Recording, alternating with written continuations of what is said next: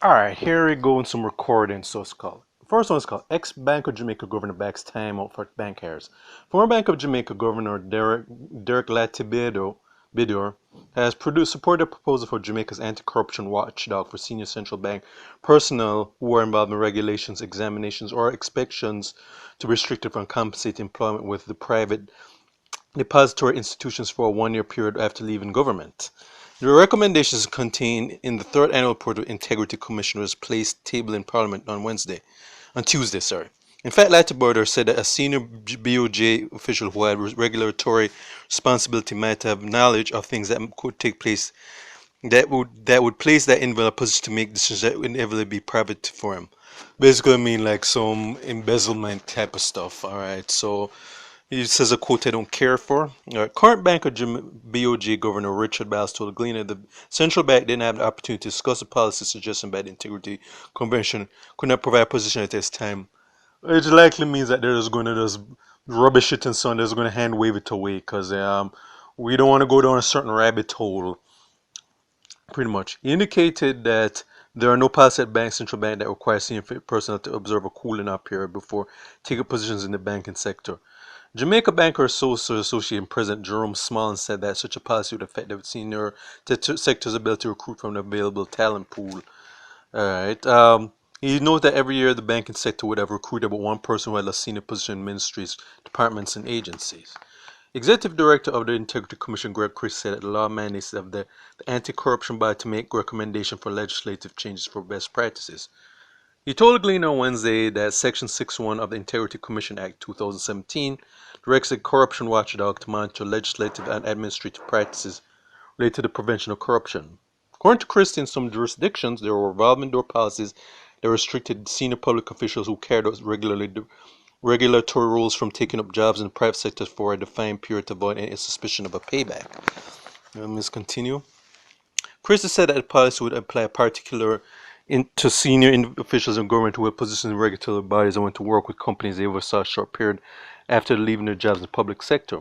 The Integrity Commission also suggested guidelines that would apply to procurement personnel, government ministries, departments, and agencies. According to the report, procurement personnel in government should be limited in their post-employment representational, lobbying, or advocacy activities in behalf of private entities after leaving the public sector.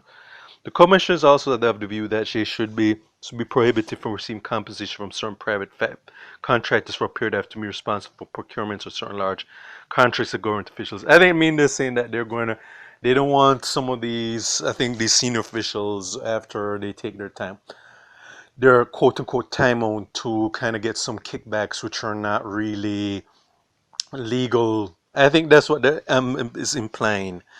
All right, so, and the thing is, what I said before is that it does basically means that okay, that we're going to have to have we're going to have to be looking in to see if some of these officials have engaged in some misconduct that is against the law. This is what I'm getting from it. I know there's a lot of fancy jargon and words, but this is just something that needs to be looked at though. But question is, well, this is not a question. The rhetorical question about it is that going to happen, or is this going to be rubbished away, or is it going to say, no, we're not trying to go down that road right there, so this is going to be out of sight, out of mind, as usual. So that's basically what it looks like. Like the Bank of Jamaica, I'm guessing is basically saying, we're not trying to go down this rabbit hole where there's going to be accountability or people who, so some of these officials who have engaged in some questionable behavior are going to be that there's going to be a paper trail leading to some things that may not look good for them legally. That's basically just what I'm reading, but we'll see how this plays out. I mean, should it happen? Yeah, there's all should be accountability across the board. No, will it happen?